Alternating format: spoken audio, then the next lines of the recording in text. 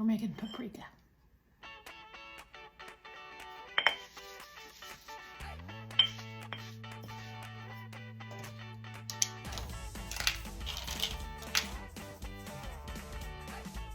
Here we go.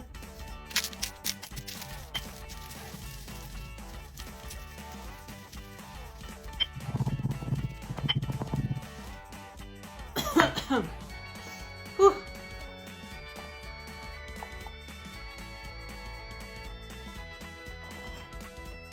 I wish you could smell it.